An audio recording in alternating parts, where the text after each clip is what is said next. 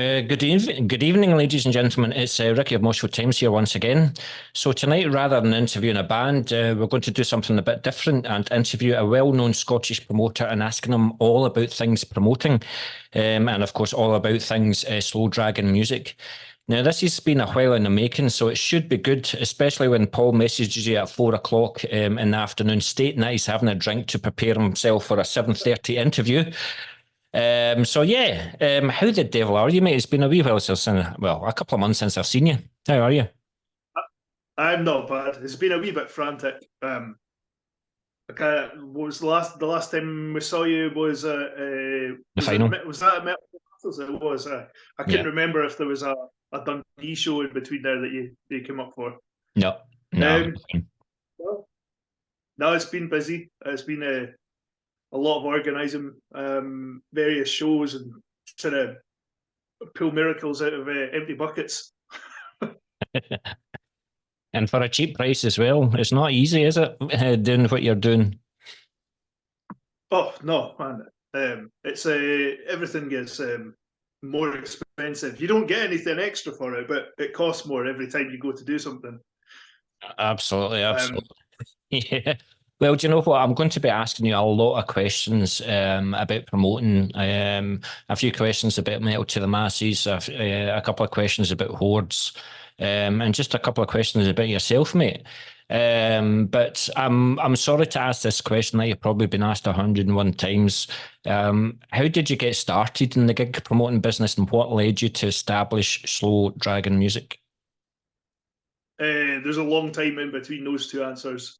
The first one was I was always in bands, and all my mates were in bands, and was staying in Perth. There wasn't really anywhere for heavy music to go on, Yeah. so yeah, basically just went around and got myself banned from function room after function room by getting loads of drunk teenagers and watch each other play guitar. So Uh, what kind of bands were you in? Was it Motley Crue or was it a bit heavier than that? no, I could never get into the ladies' underwear. Very true, very true. So, you tried your bands and stuff. What did you end up doing? Did you ever release like a few EPs with the various incarnations that you've been in, or what happened? Well, my main one was Threshold 6. It's kind of by the wayside for the time being. Trying to put it back together, but we did one sort of demo-ish album. Yeah. Um, I was in a couple of other things and never really released anything. There was another demo from a band called Fighting Cougars, if you ever remember them. Yeah. You do? You don't, well, you don't forget a name like that, do you? So, That was a fun year or whatever it was. Total madness. Um, Drank too much and played around England a bit. well, that's kind of So a philosophy that you still live by today, isn't it? You just still drink too much and I try I'm trying to tone it down, but yeah. I think part of that was like self medication for nerves. So obviously, unfortunately, your band career didn't really take off. You weren't going to be touring the world anytime soon. So you thought about Slow Dragon music then. So was it just yourself, or did you? Was it initially like a couple of other guys' projects as well, or was it just yourself? It was only you that was involved in this. It came out of studying music business, Yeah, um, and kicking off Hordes. I actually started a theoretical uh, project for the course there, yeah, but then sort of looked at it and thought it kind of looked good. Worked with a guy who was singing in our band at the time. yeah. I think the first thought, let's take this in the real world. Got in Man Must Die headlining it in the first year, and they were What? absolutely brilliant. What a band! What a band! That was what album was that? That'd be 2010, and they just had the album out. It Yeah, was No Tolerance for Imperfection. you may actually That be one. right. I remember playing their single because they've just released a new album in the last 6 months or so. I kind of felt like they changed Yeah. their style a wee bit. They should have carried on with what they were doing, but they've changed a wee bit. But it's good to see them back anyway. It's a brilliant name for a band as well, Man Must Die. But yeah, but with promoting gigs and with the amount of promoters, with metal being a niche market as it is, what are some of the biggest challenges that you face being a gig promoter, specifically in the context of Slow Dragon music? Well, I'm kind of based up in Tayside, formerly by Perth now, Yeah, north of Dundee. So it was for a long time. It was quite a drought of local talent.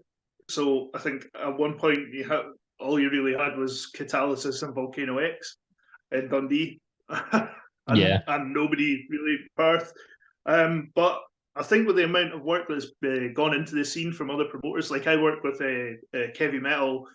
There's also Drew that does from Catalysis, does Cadaver concerts. yeah, He's putting on a Dundee Metal Fest twice a year there, and I think that in that way, when you kind of nurture the scene, then you start to see new bands popping up. And you've seen there's even a black metal band, really young black metal band has just popped up in Dundee. So keen to get them on some stuff. So that was one of the big challenges. yeah. And again, in that sort of slightly more rural setting. I know Dundee's like Scotland's like fourth biggest city or something like that. But but if you compare it to like Glasgow or Edinburgh, if you go into Glasgow or Edinburgh, you can have like 10 metal shows on in town the same night, and there'll still Yeah, be a crowd. yeah, Dundee, you got two in the same week or the same month, and you start to worry just a wee bit. yeah, Although saying that, like it has picked up a lot. I think last year, the day before Horde, Solar Suns had like an album launch, and that put the fear right up me. But then both gigs ended up being really busy, so that was a good sign. It seems to be going up and up in strength. So, I mean, yeah, there's challenges, but you just chip away at it, then you can work your way around it. yeah. There's always Experience tells you everything, doesn't it? Like if you put a few gigs on, you learn from your mistakes, and you know what works for you, and you know what doesn't work for you. You get to know the tools of the trade, don't you? Aye. If you want if you want to learn from somebody else, go and ask somebody who's seen made a few muck-ups. We are going to talk about that later on, actually, your muck-ups. But you just mentioned Drew there as well. He's an absolute sound guy. So nice to talk to, so down to earth and things like that. So wish him all the best, because we're going to talk about hordes that you have in Dundee, but he also does festivals in Dundee as well. And you're like, I love you, Drew, but I hate you at the same time. Sorry? I knew you were going to say that. I said like having Drew in the same city as you. Like he does the metal festivals as well. I think he's doing two this year. Is it April and December? And you're trying to fit in hordes in between and stuff like that. So as much as you love Drew, you hate him at the same time. Oh no, he's great.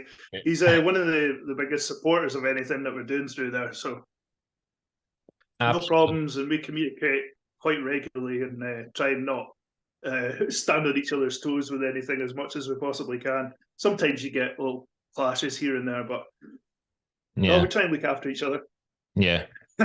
And Solar Suns as well. I've interviewed them before. They're a good bunch of guys as well. I'm trying to remember, did one of the members help out? Or was it a Ritual Spirit they helped out? I can't remember. No, it wasn't. It was, was it AC Red? I can't remember. But anyway, the Solar Suns are a really good bunch of guys. I've interviewed them. They're a good laugh as well. So good guys. But I was wondering, being a promoter then, and the amount of gigs and festivals that you've done, I wonder if you can walk me through the process of organising a typical event for Slow Dragon music from start to finish. So what would be the first thing that you would do, and what would be the end goal? The first thing I usually do is come up with a really stupid idea that most likely isn't going to work the way I envisaged it to begin with. Then panic a little bit, then start chipping away. Make sure I can get a venue that fits the plan, Yeah. and then panic a little bit more because How- the price has gone up to twice as much as it was the last year. yeah. How's your hair not the same colour as mine? I think it must just be good lighting, and a wee bit of dye. Yeah. Yeah, so like I mean, I've put on a couple of things myself, just one or two things myself. I am not a promoter in any shape or form. I would love to be, but it's easy to sit down with a piece of paper and a pen and just say, right, I want this band to play, I want this band to play, and I want this band to play. But as you know, it's a wee bit more difficult than that, isn't it? Oh, for sure. Like I said, you come up with a plan that isn't going to work, and then do your best impression of the original plan. But, yeah, you have to be quite flexible. You have to be ready to, well, like I said, panic there and panic there, and you have to switch. You have to be able to switch the panic off. I like go right. The next step is this. Try that instead.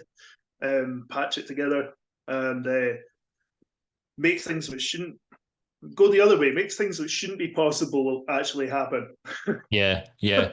Um, it must be quite funny with hordes. Like you panic for the year to make sure everything goes well, and then at the end of the night, when the final band are just walking off stage, you go phew, and then you remember, shit, I've got like 15 to 20 bands to get for the next festival, and the cycle starts again. But is this something that you do full time? Like, if you quit the day job, is this something that you do full time? At the moment, I'm just in bits and pieces. Don't really make anything off of the gigs, apart from the smaller ones that we do at Roots. Sometimes we take a few pennies away from that. Yeah. And just generally helping people out here and there. Yeah. Yeah. Hordes doesn't make me anything. Hordes is a passion project. Well, I mean, last year, for example, you had Hellripper for the headliner, and what a fucking headliner they are. But yeah, they would have probably cost you like all the rest of the other bands combined.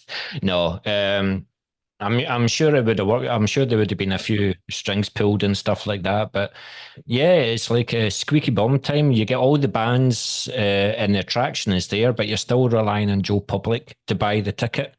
How important are advanced sales for you? Advanced sales are really nice for keeping the panic off. I think if I was going much bigger, there'd be a lot more critical, because to get up another, to keep going up levels from there, you're starting to look at bands that aren't from the local area. So then you're looking at bands who have to book out tours. Yeah. And then with a tour, if one domino goes, that could be the whole thing. So you have to be looking at not just your own advanced sales, but possibly advanced sales for other dates on the run, and worrying about that, because a band, your headliner could pull out because your show might be fine, but every other show is not getting advanced sales. Another promoter goes, I can't afford this loss, and they pull the show in the middle of the run or something like that. Yeah. Yeah. I think I saw on a list somewhere, once you get into actual festival promotion, it's one of the medical people consider it one of the most stressful jobs to actually do, alongside heart surgeon and firefighter. I can see why. I can see why. Believe me. I've started to put on one or two things as well. So, but yeah, it's definitely squeaky bum time as well. But you talked about Hordes, and that's pretty much your baby. We're going to talk about Metal to the Masses later on, and Hordes later on. But Hordes is pretty much your baby. So, how do you decide which artists or bands to promote? How do you decide which bands to get onto Hordes? Well, that's a mix of things. Got time? Some of them will honestly be through working through other shows through the year and seeing what bands are really passionate about themselves and working hard at what they're doing. Yeah. I'm just thinking like, that's a band that's kind of busting ass, and they deserve a shot. They've really impressed you with a show and how much they put into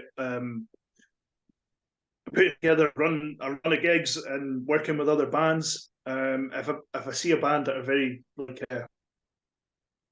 community oriented, so that like you always see them helping other folk out, helping other bands out, Yeah. that kind of pulls me towards them. Then I suppose you've got to have some kind of name to get, or a few to sit at the top of the bill, just to get people's attention. Yeah. And then I've got my luxury bands down at the bottom, like the first 2 or 3 or 4 might be bands that nobody's heard of, but I've seen them playing somewhere once, I've been them somewhere once, and I've just thought, you know what, they're really effing good. And I don't care if they're absolutely new and nobody has heard this band before. I think they've got something, so I want to start off with a strong opener. Yeah. And that's No, definitely. Since you've been talking there, I was trying drastically to remember the bands that I felt were second in the Metal to the Masses final. It was the heavy metal band, and the vocalist was like 62 and stuff like that. It's just, Medusa Touch. Medusa Touch, that's the one. That's the one. But I was like, I shouldn't like this. I shouldn't like this, but I bloody did. They just, the camaraderie that they had with the crowd and stuff like that, just absolutely brilliant. And they just didn't take themselves seriously. They just loved a laugh and a joke on stage for being elder statesmen. But yeah, I would definitely go and see them again. Definitely go and see them again. But that's just brilliant. That what you do. You seem to find these bands from the middle of nowhere, and you give them a chance. I mean, 60-year-olds never thought they would have got to Metal to the Masses final, for example. I mean, they were original 80s new wave of British heavy metal band. Yeah. I think they started off 83 or something. They originally started, Yeah. and I believe there's been some breaks, but they were playing songs there that I think it's the only original member actually wrote way back then. So if you're into old school, if you're into the roots of the heavy music history, you can't really go too far wrong with songs that were written by the band that are playing them way back then and haven't actually been heard yet. You're actually stepping back in time there into the actual core of the whole thing. Yeah. I mean, I think you maybe like in general just have a heavier lower bracket than me for musical taste, but Yes. I really like the old stuff, like going all the way back. Well, it's difficult for you with Hordes as well, because there's bands that say it's a UK tour. Like a band I'm desperate to see that have been going at it since the 80s is Halloween. But a year or so ago, they announced a UK tour and they played fucking London. But it must be the same for yourself being in Perth and Dundee and things like that, because when bands do come up here, they go to Glasgow or Edinburgh. But I say it to bands all the time, see if they go to places like Aberdeen and Inverness, they're screaming for gigs, and they'll always be well attended when bands do the extra 2-hour trip up, you know? Yeah, but then you've got to think it's that extra 2 hours is, or 2.5 hours is 2.5 hours from Dundee. From Glasgow, I think you have to come across towards Perth and go all the way up. So they're routing, unless they're doing a tour of Scotland like Machine Head did. Yes. Amazing stroke, a master stroke that. But whatever anybody thinks of Rob Flynn, I thought it was really cool that he came over and did a tour of Scotland with such a big band. But you're right, if you can get to the stage, you get up to like Inverness, Aberdeen, I think because there isn't as much in the way of bigger bands that go up there. Bands that do go up do get a really good reception. Even mid-sized small bands, you get, a lot of the time the venues will be sold out if it's all promoted right. And Dundee can be like that as well. What But is it? then it's so What is much there in closer. Aberdeen? What is there in Aberdeen? It used to be Cafe Drummond's, doesn't it? Is it Temple or something? Temple Bar? I think Drummond's might still be on the go. Is it? The tunnels is kicking back up again. They've got, in fact, we were talking about Drew's Dundee Metal Fest. He's now got Aberdeen Metal Fest on the go. I think that's in the tunnels.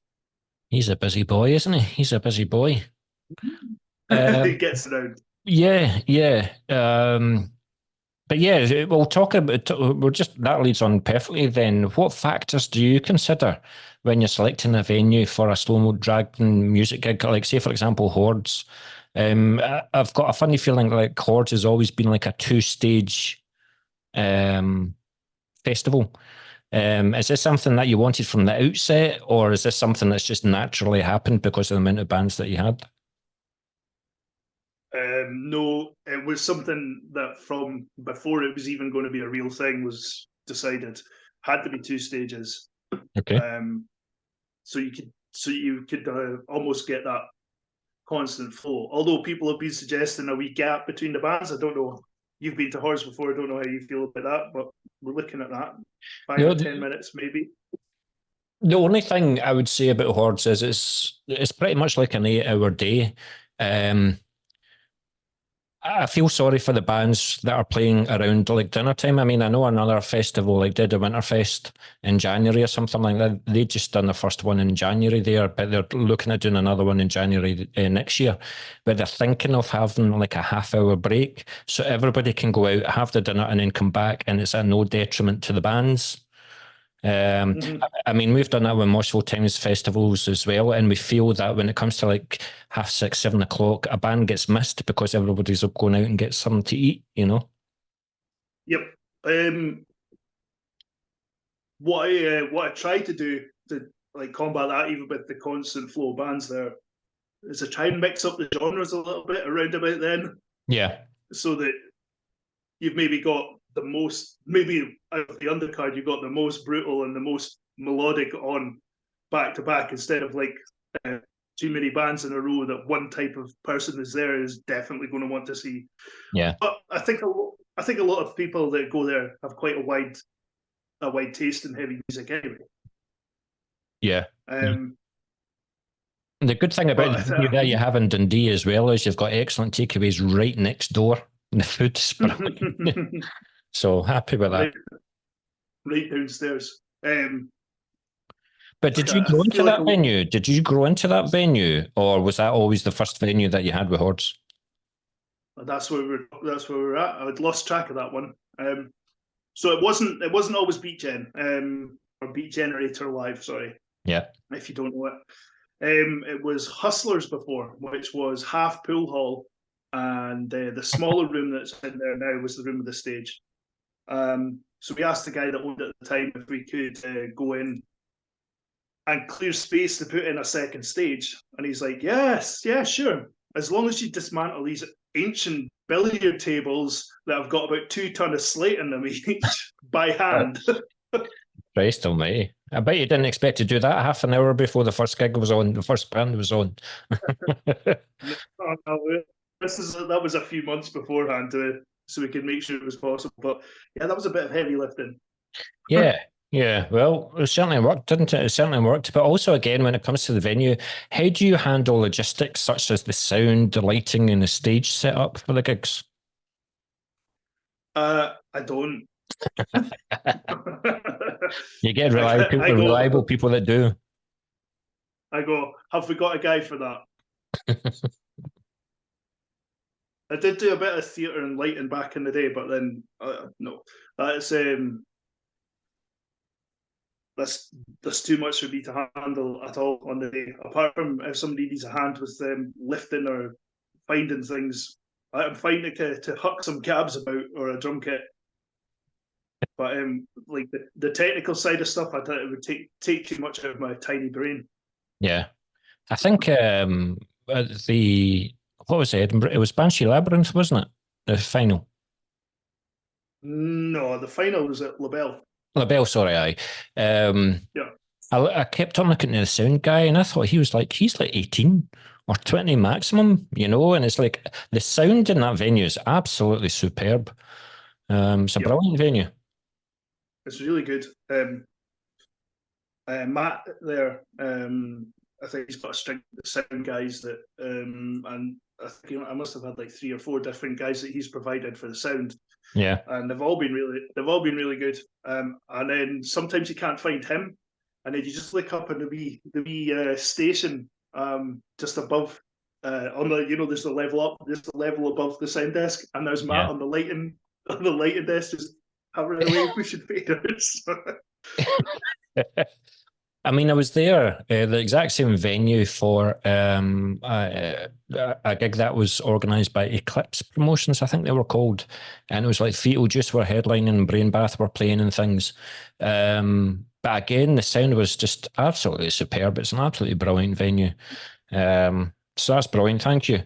But when it comes to the promoting side of things, so what marketing strategies do you use to promote your gigs and attract audiences? Is it there's a bit of a role that when you started this, you didn't think you would have to undertake? You would have to like whore yourself in social media?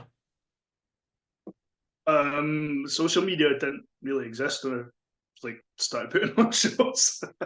Yeah. It was a case of photocopying and harassing people in the street. You didn't even really get much of a shot putting posters up in windows around where we were. You actually just had to go out and just like talk to folk and come do the flyer. Well, I say a flyer, but it got to the stage where it was like 3 or 4 pages folded up. Goodness. It was more like a leaflet campaign. Yeah. No, I don't, to begin with, I didn't really get it took me a long time to get to grips with doing stuff on social media for promotion, but then kind of coming up on the pre-COVID, pre-lockdown, I started to get to grips with it just in time for everything to shut down. But at the same time, I was still heavily using traditional promotion like posters and flyers and magazine spots and things like that, which I haven't really done as much of since after lockdown. But I'm getting back into it. I'm starting to do a load more of it again because it feels like it's time for that to go full tilt again. Yeah. They didn't really need it for the first 2 years. It was still a lot of the venues doing likes of Metal to the Masters. A lot of the venues were like sold out in advance. And now you can see it trickling down a wee bit as the big boys are coming back in because it's safe to book a proper full-on big band tours left, right, and centre. There's hundreds of them at the moment. Oofed. So I mean that competition is now that's fierce. That thing with the social media as well, like a couple of years ago on Facebook, you can boost a post and you can reach like a good few thousand people for like £10 if you wanted to put that much into it. Now they're looking for £40 and you're like, get fucked. I'll be honest. I think the flyers is the type. I think that's what you have to do. You have to get like almost like a street team or something like that, and do your flyers for your gigs.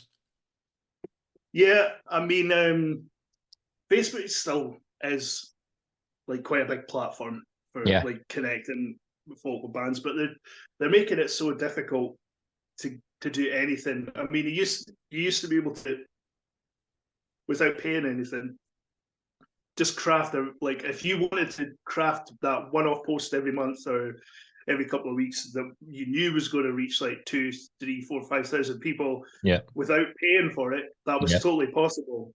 Yeah. Now you do the same post and they're like, congratulations, you've reached 12 people. Like, and you've earned a badge, you're a top fan of a band or something. Fuck off. I remember for a while getting really annoyed with it because you would see you look at the insights and it goes, oh yeah, your reach is like 1,000 people. Well, oh, that's decent. Well, that's decent for Facebook nowadays. And then it would send you an ad said you have reached 0 people. This post reach 1,000 more people for £200 or something. You're like, that's it. But you've already let the statistics slip there. I think they think we're supposed to be really thick. That's what annoys me about it. I wouldn't mind if it was like natural reach plus if you pay, but it's not. It's like you're supposed to be. They just think that you don't see it happening. That's the annoying part for me. But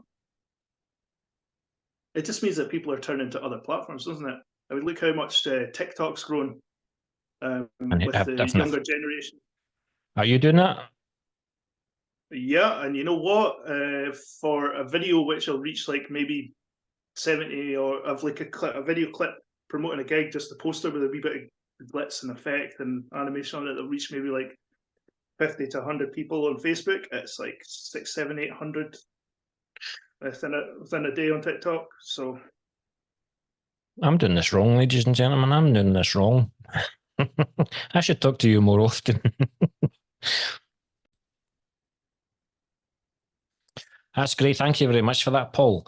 But yes, when it comes to like hordes and you've got like your 20 bands, you've got your 2 stages, you've got your venue, you've got the sound guy, you've got other people coming in. How do you manage like the ticket sales and the pricing of the event? How do you try and like figure that out? Is that a good question? Experience wild guesswork and how much the bands and the venues are wanting off me at the end of the day. Now, knowing you in person, I don't know whether you keep an Excel spreadsheet and you keep a note of all the costs, all the incomings and the outgoings, do you? Mm-hmm. I do.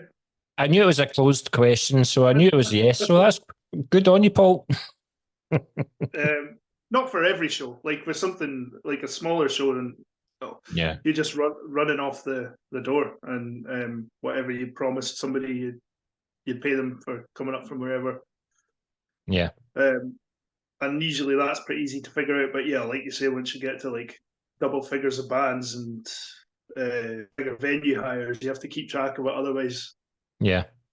But I mean, I noticed that not in the Melton Lassies final there, but the one from the year before last year, you got a band from Norway. Now that would have significantly increased your budget somewhat for that event, would it not?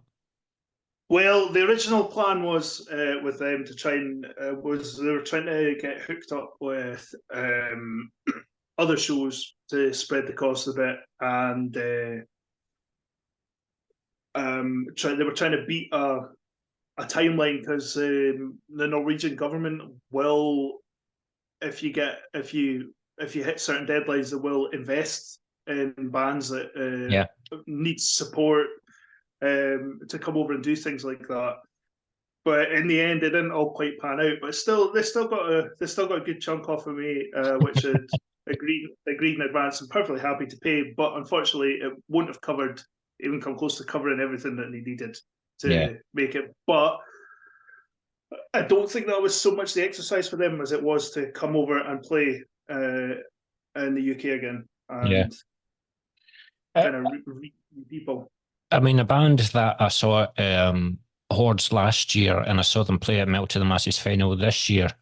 Hint, they were the only band out the final that actually got me standing from the beginning to the end of their set. I absolutely love Hint, but it costs them a fortune every single time that they come over, and because it's difficult for them to be known and build a fan base over here, they incur a lot of losses, and you feel sorry for them, Yeah, try and help them out and try and help them get other shows to make these runs more sustainable. But I think until they break a certain level, it's going to just be an investment. To try and push the brand up a bit. I do remember, like from being, like I said before, I was in bands myself and been over the other way, done like years ago, like maybe 10, 12 years ago. And this is a sign of the times. we covered everything and weren't playing to crowds anywhere near the same size. Mm-hmm. The cost of that ferry trip, I swear, has just gone up like tenfold. It used to be like pennies for people and a wedge to get a vehicle across, and Yeah. now it sounds like it's Hundreds of cost pounds. them. I think it might have been 4 figures, That's disgusting, man. and that's to travel within the UK over like an hour's worth of water, which used to be completely affordable for smaller bands. I know. And then you start thinking about bands that are having to come into the UK now that it's not in the EU. Whatever anybody's political persuasions are, the financial persuasions, which I think a lot of people knew from the start that work with touring bands, are a bit disastrous. Yeah. Not to put too fine a point on it. It has raised the cost of everything and the stress of everything, because it's not very clear. Yeah.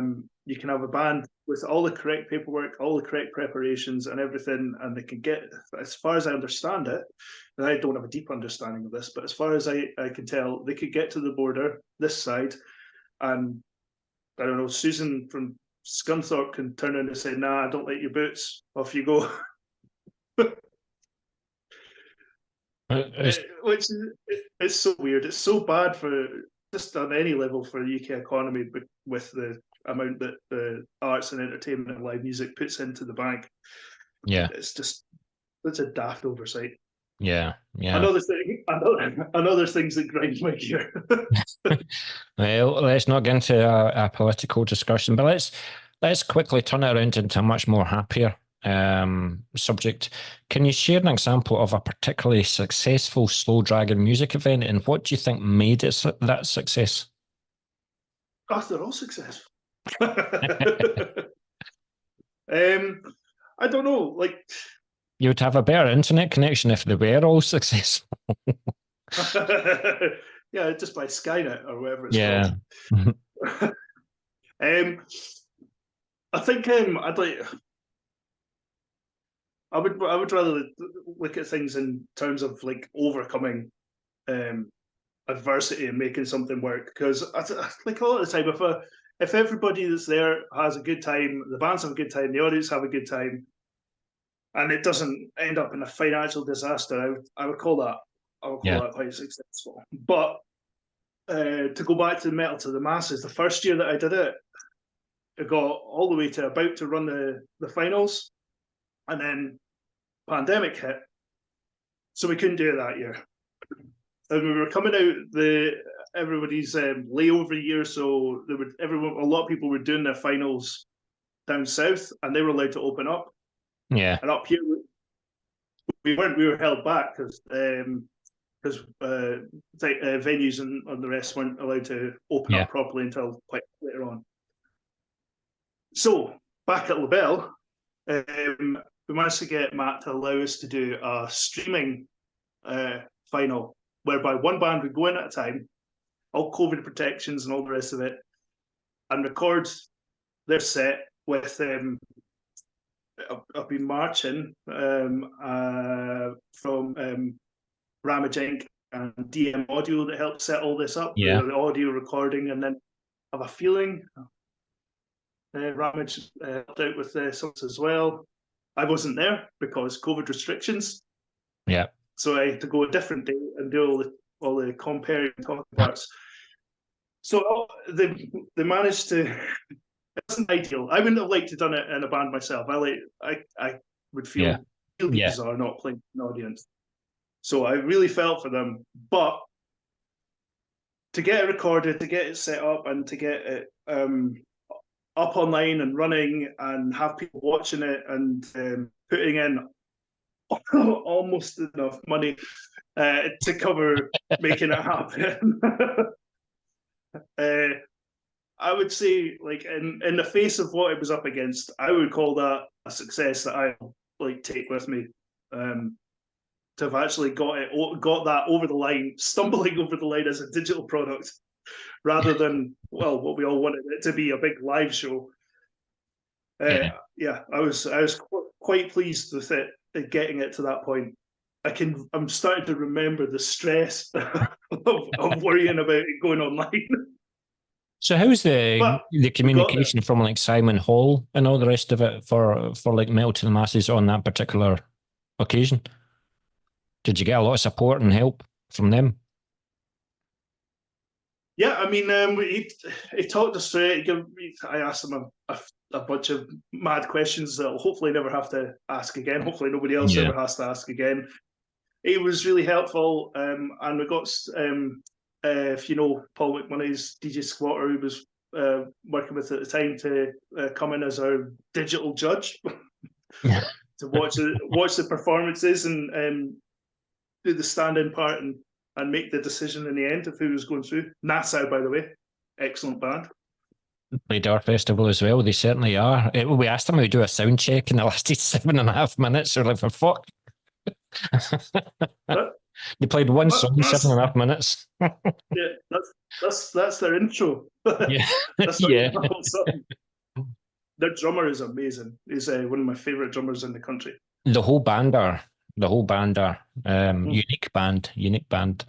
But yeah, so obviously you talked about the pandemic and things like that, but the more day-to-day running of a gig, how do you handle unexpected challenges or emergencies during like a gig that you put on, like if a band turn up half an hour late, or the power's going, or there's something wrong with the speakers? How do you deal with that? Is it just experience? Well, again, the speakers going, that's in that scenario, I would probably try my best to provide some technical understanding, or just notice that it's not actually gone. Somebody just hasn't plugged it in. Yeah. That's happened more than a couple of times where everybody's been in a panic and I've gone, a second. There you go. Yeah. Not just musicians either. Because I've noticed that, like when you're at a gig and things like that, you don't stand and watch the band. You're always you've got ants in your pants. You cannot stand still. And I have seen you be going behind the drums, or like going on the stage and doing various things and stuff like that. But you're doing it for the right reasons. You're not doing it for to piss off the musicians or anything like that. But yeah, I mean, things can happen a day that you didn't expect, but it's just keeping a cool head, isn't it? Yeah, that's something that I've had to learn. I used to stress out and like run about like a headless chicken a lot more than I do now.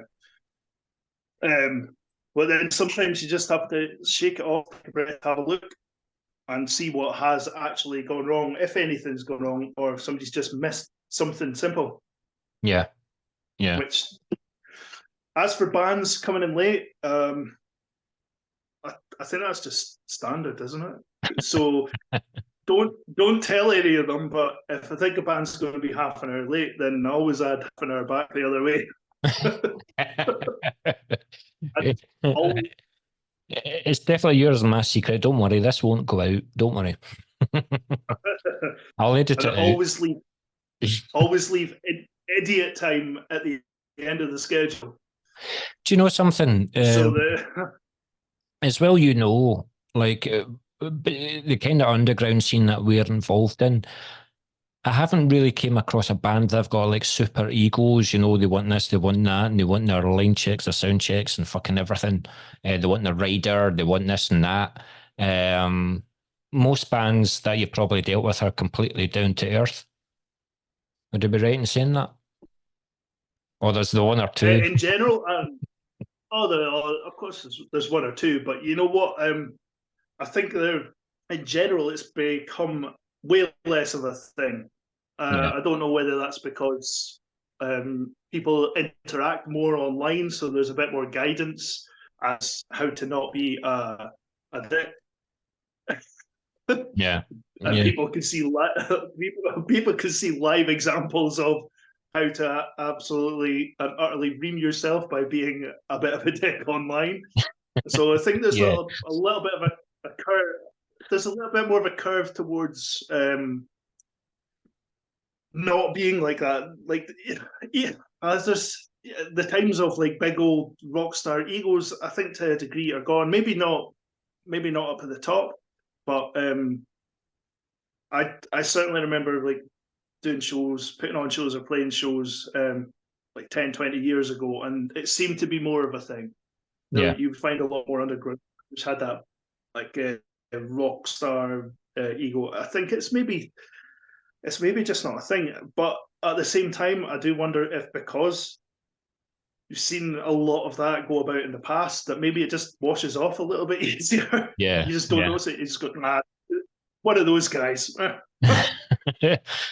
mean, that's the thing. I remember seeing like Deicide about 6 months ago at the Glasgow Sleigh, and it's the second time I saw him in Glasgow.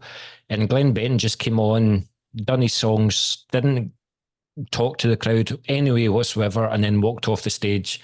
And I know the support band as well that supported them, and he was like, he didn't even say hi, wasn't even interested. The dressing room door was closed at all times. So I was like, fuck off.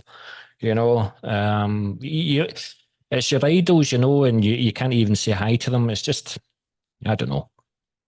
But that's the Yeah, but I always think at the same time they're human beings, they're people. They're doing this every day for like a month, 2 months at a time.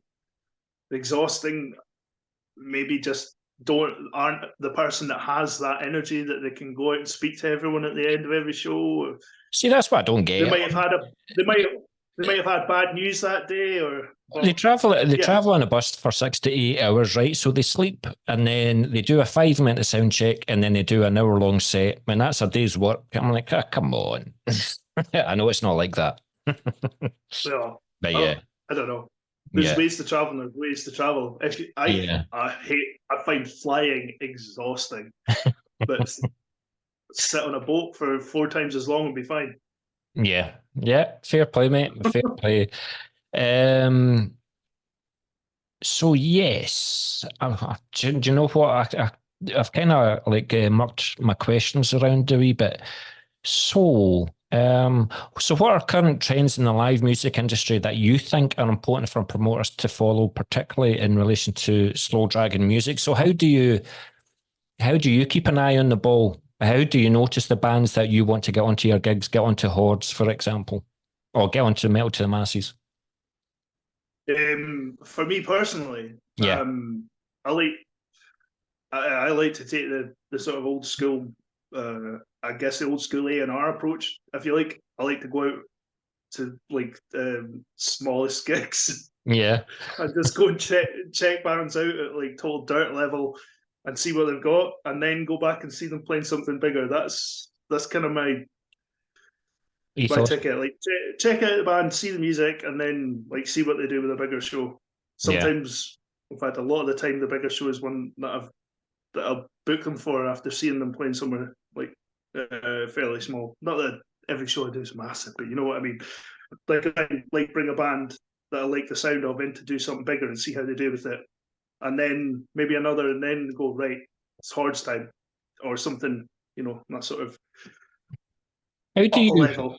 like see when it comes to like Metal to the Masses, and it's about to start up again in the heats and things like that? And do you just get like bands to apply, and is it just you that then decides like which band are going to play what heat, or do you have like a couple of colleagues that listen to the music and say, right, this will be suitable for Aberdeen, this will be suitable for Edinburgh, blah blah blah? Basically, I just put the thing out, see who wants to apply, see who I like think would make a good job of it in whatever area that year. We'll take tips and pointers from the like local venues and promoters, because obviously I don't do it in one place, to take it out around as far afield as I can get. And then once we get to that stage, then I'll just a lot of the time it'll fill up. The first few bands will be ones that I think, yeah, they're actually pretty good. Yeah. Occasionally there'll be a band where I think it doesn't really work. Like say if a band who sounded like Coldplay or something put in an application, I'll be like, oh, thanks very much, guys. We'll keep me in mind. Well, actually, to be fair, if that was the case, then I'd mostly say it's not quite a fit. Yeah. for that one.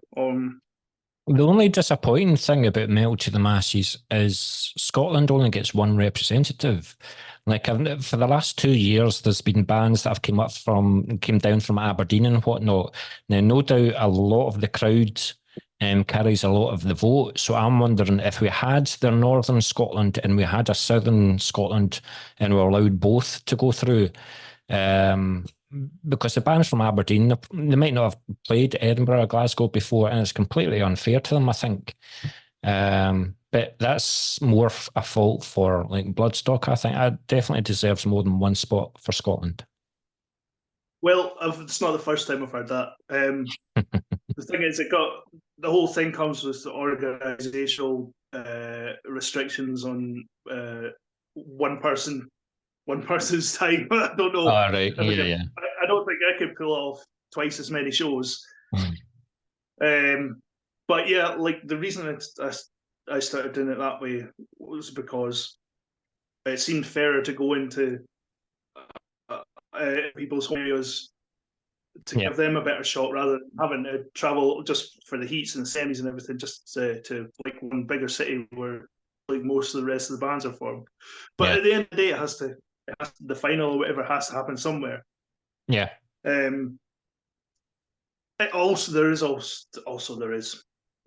the cost to it, and my pockets aren't deep enough to run two of them.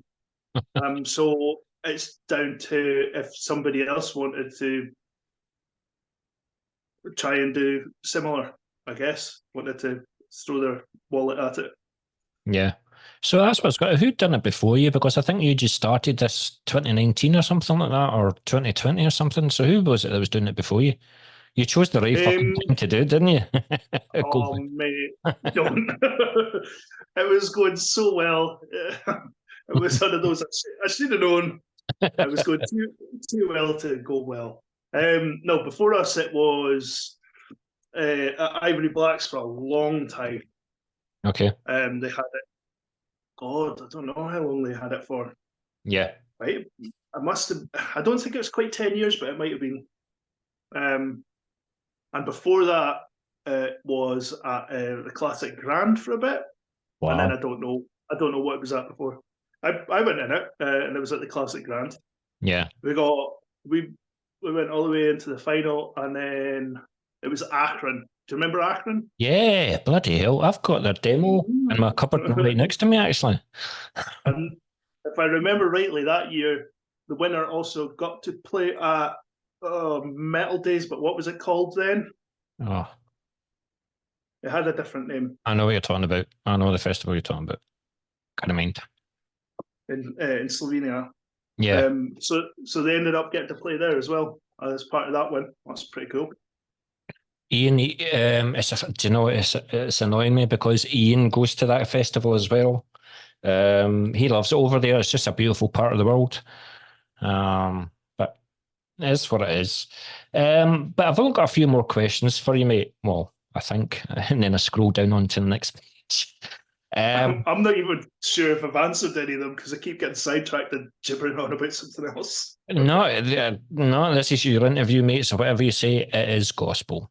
But what advice would you give someone looking to start a career in gig promoting, especially since you, like you said way at the beginning that you studied music business at college, but especially within a specialised promotion company like Slow Dragon Music, and again, as I've said, like the metal market is like, metal is a niche market as it is. So what advice would you give for the up-and-coming promoters? I don't think that. Well, this might all go. Don't tell UHI, but I don't think that the like necessarily studying for a qualification in it is necessary. I needed it for myself.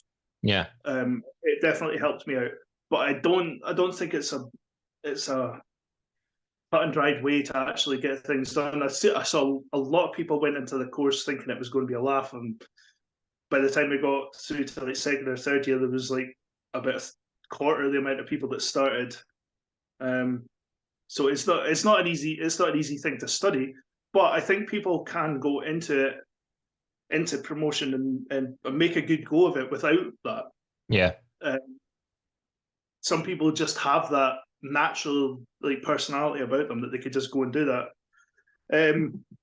To me, and this would be advice for anybody looking to do promotion or like get serious about the band, it would be, and this is going to sound boring as hell, get a job. Not instead, get a job, be prepared to take a chunk of the money from that aside every paycheck and stick it in a box and be prepared to lose it. That's a lesson I learned the hard way. I'm just trying to think if, I mean, I'll probably only do like, I mean, I'm also involved in like the Moshville Times Festival, but I put on a gig myself on October the 5th, but that'll probably be it. I'm not doing anything like every month or anything like that, for the exact reasons, as you said, you need deep pockets, and that's exactly what I don't have. But who knows, maybe if you just do one or two specialised gigs, then they'll work for you rather than doing, I mean, like you say, you can go to Glasgow and you can go to 5 different gigs, and that just completely splits the audience. But it's the chance you take. It's a gamble. It's like an addiction, isn't it? It's like gambling. I mean, that is exactly what it is. That's how it works. Yeah. You bet a bunch of money that it's going to work, and well, if it doesn't, you have to be kind of ready to lose some money. Yeah. But actually, I think I was going to say was you were talking about the Moshville Fest, right? Yeah. This is another a possible other piece of advice is to have something else, because I noticed this with something else in the industry. I noticed this with Beermageddon. You obviously all know Jim Beerman. Yeah. I think one of the reasons that worked so well and took off so quickly is because he has a really cool radio station as well. Moshville Times. Also, you've got the mag, you've got the radio, you've got interviews with yourself as well. I think that is something that keeps you connected with everybody as the year goes through. So even if you are only doing 1 or 2 shows, you have that continuous audience from a different channel to tap into. I think that's really helpful. And I need to get back on top of this, is why I started doing like news bits and pieces through the Slow Dragon Music website instead of just using it to like pop up. We've got a new gig. We have a new T-shirt. You know what I mean? But I need to get back on top of that. It's been a bit lax for the last wee while, and I've got plenty of things to write up. Do you know what it is, Paul? It's just time is the common enemy, isn't it? And you just wish this was the Monday to Friday 9 to 5 job, because you just need to constantly whore yourself in social media. Because if you don't, then things like Facebook will just completely reduce your reach and everything. But I mean, like I just lost my mojo a wee bit. I think I've only done like 4 or 5 interviews this year, whereas last year I've done like, I've done like 177, but this year I think I've only done like 6 or 7. And I just feel like I'm losing track a wee bit, you know. Same as yourself, mate. There's so many things that you want to do, and you've got the skills and everything to do. It's just finding the time to do it. Yeah, it must be something in the air, man. As I'm like this year, it's been a little bit tough at times to keep the momentum and the spirit up. Yeah. I also noticed a post of yours recently saying about how you started doing the interviews. Yes. And it sounded very familiar. Anxiety. I don't know. And feeling not good enough. Like that's what I felt like. I'm just not good enough. Well, I disagree. But one of the things that I did during lockdown was I realised that was a valuable tool, and I didn't want to not be able to do it. Yeah. So I sat and ran myself through a program. So it was very similar to yourself, where you put it out and then made yourself do interviews, and the ball starts rolling. I think quite a lot of people would like to do that, and they do struggle with it. And then you just got to realise it's like you have your ups and downs, and sometimes you won't quite feel like doing it at the same pace. So I mean, hearing that back from you has actually kind of helped me feel a bit better, and well, maybe I'll get back on it sooner than I thought I would. Well, it's like what we've talked a lot about during the interview. It's like things like COVID, and life events, like maybe you're like at a relative past, like less than 2 months ago, and things like that. And we've all had life events happen to us. They make you think, like, just fucking do it. Like, if fuck it, fuck off, and fuck you, or is a phrase that I say a lot now. Why put off tomorrow what you can do today? Just get it done, man. Yeah. 'Cause you can walk out in the street and you're hit by a bus. You just don't friggin' know. Yeah. You only get one shot at this shit, don't you? Yeah. But It's sometimes easier said than done, though. yeah, of course, of course. I mean, again, I've done 177 of these. I had to have 2 Jack Daniels and Coke before I came on and said hi to you, because I was feeling it in my stomach, because I hadn't done like an interview in like a month and a half. And I was like, oh, I'm going to fuck this up. But it's you that's been talking shite, not me. So that's good. Yeah, you must have known that before you even agreed to be coming on here. You have met me before. That's great. Thanks very much, Paul. This has been a great interview, and I do thank you. I do appreciate your time. I know that you're a busy man. You've got lots to organise, and you've got your partner as well. So, yeah, and I'm keeping you away from her. But hey, I know that you like me more. But anyway, I've only got a few more questions for you left. But I love the fact that you also do Slow Dragon Music TV. I mean, I think the last one I looked at, you had a band member from Wolfheart. You had a band member from, it was like a Swiss folk metal band, something Darling. So It wasn't Cellar, darling, was it? it was, and you had Hateball on the telly as well. But I love the fact that you were just approaching them with different aspects of like the recording process and everything else. And there's some bands in themselves. That's some reach that you've got when you got Wolfheart, for example. So why don't you do more of it? You have like been on this this video chat, yeah. You've seen how the technology treats me. So there's an element of that. I need to upgrade. I need to upgrade my devices. I'm in the market for a new laptop at the moment, but then I would also need to sort out my location. Like you said, I'm standing. There's some coffee or spice racks over here. So I'm not. In short, during lockdown, that was when I was recorded. I think I've still got like 6 episodes that never went up. Why not? And I just. I'm putting you on the spot here. Don't I told you this is not going to be an easy interview. I'm putting you on the spot. Why not? It's a pure bone idol Tuchter slowness. No, in all seriousness, just we got back into the live scene and having to go back to the day job and run shows, and it all just kind of picked up and snowballed, and it just kind of fell by the wayside. I really enjoyed doing them. But it did take some thinking and prep time, which just wasn't there. I was cramming hours into working in the shop and just trying to stash away as much money as possible in case things happened again and they didn't dish out the what was it called again? You know when you get money to sit at home and like drink beer and hang out in the sun because you can't go to work? Yes, I do. What was it called? I can't mind.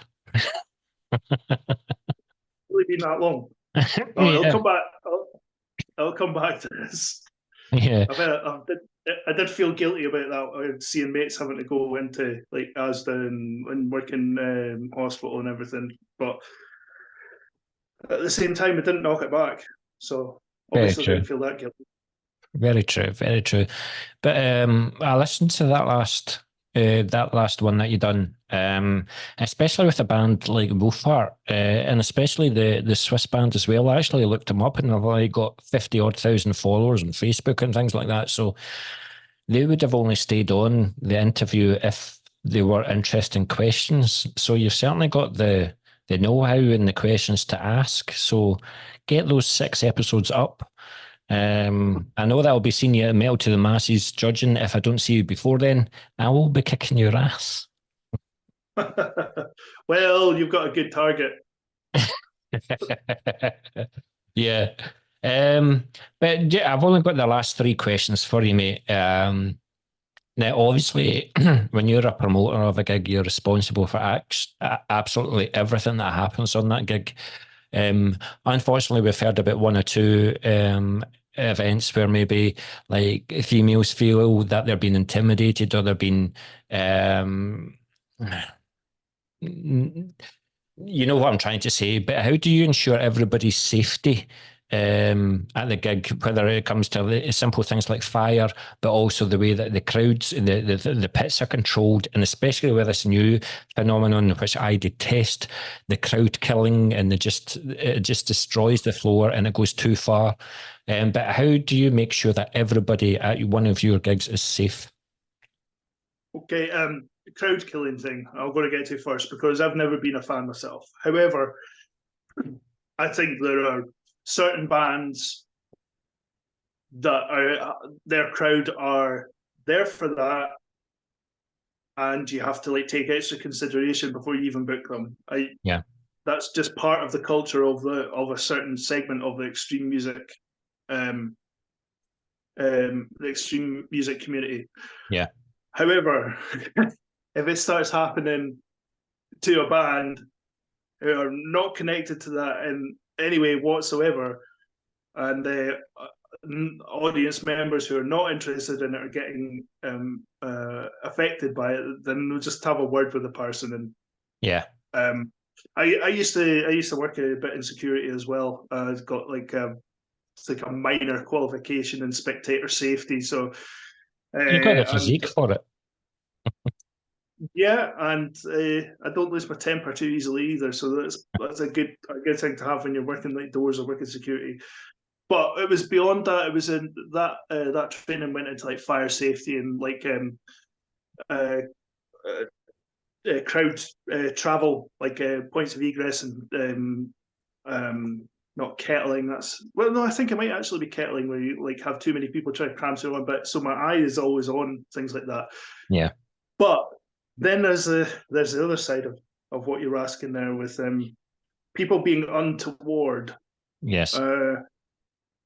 But again, I don't know. That was part of like working security for me as well, and I do try and keep an eye out for that.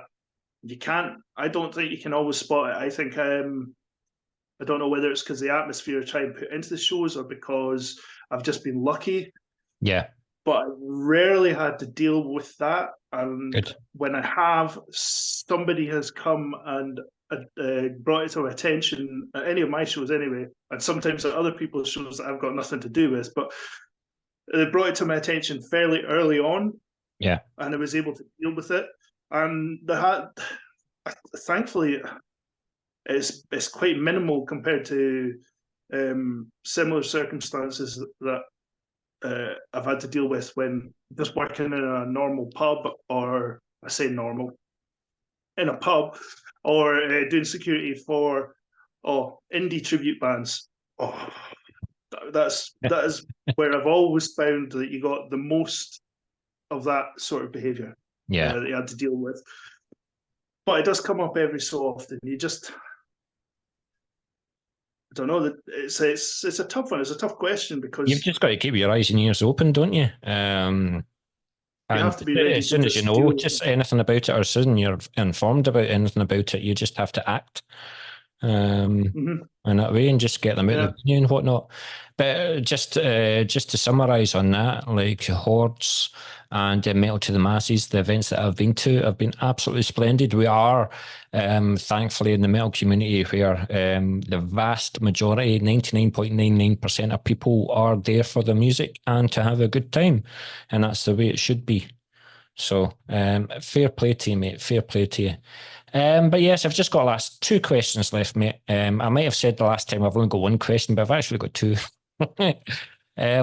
So what are your future plans for Slow Dragon music then?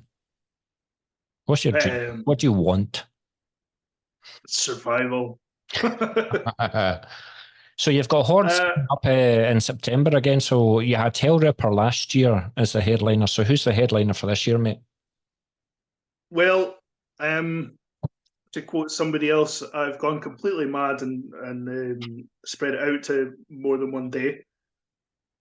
To be fair, there's like very small warm-up and cool-down shows. The main feature is having the 2 days at Beat Generator. We're still to announce our Saturday headliner. The Friday headliner is the Infernal Sea. A bit of black metal for everyone. It seems to be going down well the last couple of years. And they're very cool, sort of fairly theatrical black metal band. Caught them twice. I think I've seen them at Infernal Festival and Bloodstock, and both times they were like just an amazing show. And I think sometimes like people who are deeply into black metal would consider my black metal tastes. You're not true. You're not cult. No, I don't know. That might be the root of it.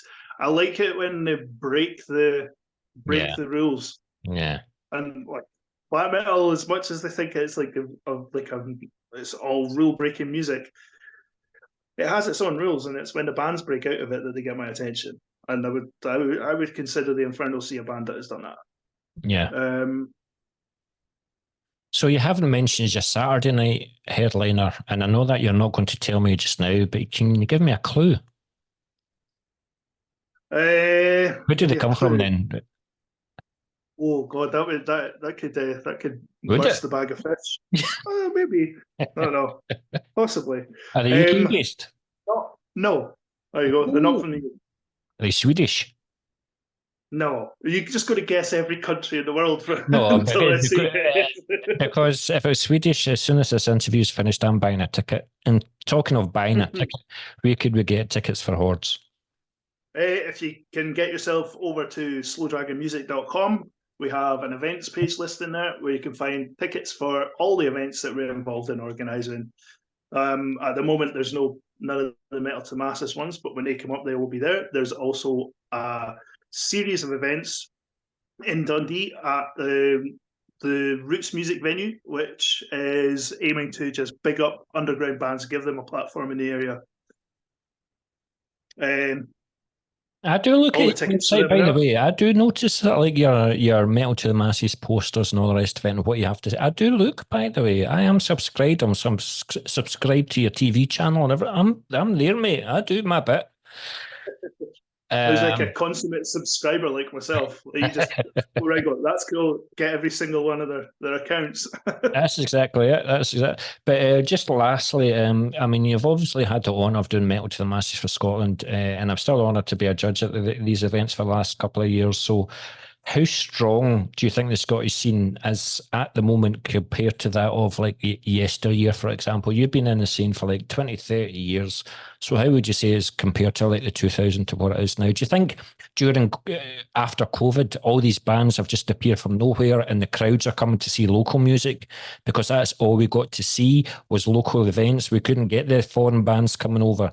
So people were beginning to support the local music scene again? I don't know about that. I think straight after, like before all that happened, I think it was on the up. It has its peaks and troughs, and 10 years ago, or was it 10 years ago, you would see likes of Cerebral Bore kicking about. They were doing some serious damage, and now you've got the likes of Dune and Party Cannon like climbing up as well. So there's still, and Hellripper obviously, so.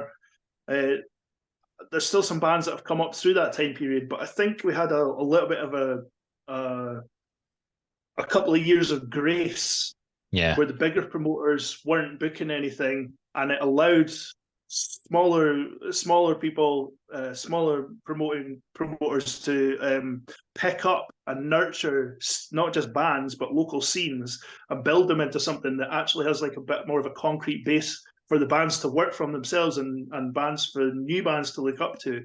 Much like I said with Dundee, Edinburgh has been just really good. It's very rare to not. Sorry?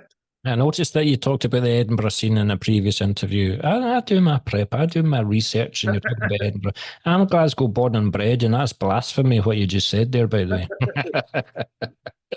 No, Edinburgh's cool. Well, call me a heretic, but yeah, the Edinburgh scene, the point there is the Edinburgh scene, it wasn't always as big as that. It wasn't always as effective for smaller bands. Like I say, things come and go, and in the run up to the pandemic, I think it was picking up, but afterwards, it's just seemed unstoppable. It's just been great gig after great gig after great gig. I mean, occasionally you get one where there's only like a dozen folk, but then that's going to happen every so often. That's it. You get that everywhere, don't you? Saying that, like I said, the last time we had some stuff on in Glasgow, there was always like serious competition, and we still managed to get a happy, energetic. I mean, even in the Mail to the Masses, the heats that we had in Glasgow, Napalm Death were playing the same night and stuff like that. Yep. And we still got a decent crowd in. And for the semis, we were up against Incantation as well. That's right. So it was, aye. So it was. Watching one or two of the bands, I wish I was at Incantation right enough, but no. Do you know something? It's introduced me to new music as well. I love my death metal and I love my dark ambient, but seeing was it Catalyst Symphony? Catalyst? What were they called? The operatic. Yes, and they were. And it's just like Within Temptation, and I hate those type of vocals, but seeing that band twice, I was like, yeah, actually I like that, So there's those bands out there. It's just like you say, you just have to spend your Friday and Saturday night, spend a tenner to see 4 live bands playing live original music rather than having to spend 15, 20 quid and see a covers band, like a Led Zeppelin covers band or something like that, know which one of them I'd choose. No offense to covers bands. It takes an amazing amount of talent to learn that catalogue of songs and be able to play it note for note and pull it off, and tribute bands to be like doing the full show and impersonating the person. But it's just not for me. Not usually. Absolutely. Well, I saw one Thin Lizzy tribute band where I thought the vocalist was absolutely brilliant. How much did you pay to get into the gig right enough? Or was it in somewhere like Paisley, like Figgy Park or something? No, it was at a festival, so it wasn't any extra cost. Well, there you go. Well, listen, I don't have any more questions for you, but why don't you just just say a thank you to your fans. Where could we get in touch with Slow Dragon Music, and where could bands get in contact with you to help out with themselves and how you can promote them? I'm leaving the stage to you, mate. Bands, you can always hit us up at slowdragonmusic@gmail.com, or if you really want to get in contact, you can go down to an underground metal show and go and watch your mates play some riffs and talk to me there. I'd like to get to more of them, but in all honesty, that can sometimes make more of an impact. If you want to get tickets, or you want to read more information, or sometimes reviews, interviews, and news, you can go to slowdragonmusic.com. If you want to try and get featured or reviewed there yourself, it's that same email address, slowdragonmusic@gmail.com. We'll take most formats as long as it's clear and I can go and listen to it. There's some bands, we get a fuck ton of emails and music centres at the radio station as well as Moshville Times, but there's some bands that put a clear effort in. They send professionals EPKs, they send us profiles of the bands, they send us pictures and all the rest of it. What advice would you give to bands if they want to grab your attention? through their approach, through the EPKs and emails. Yeah. I'm quite forgiving. Others are maybe not so much.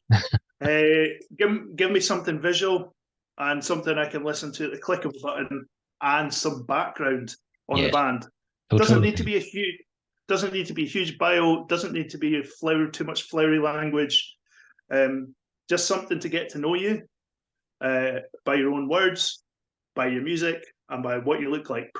For me, as a promoter, preferably on stage. Maybe not the same for somebody who does like a video channel. They might want to see what your music videos look like, but I mostly promote, so I would rather see like a live video.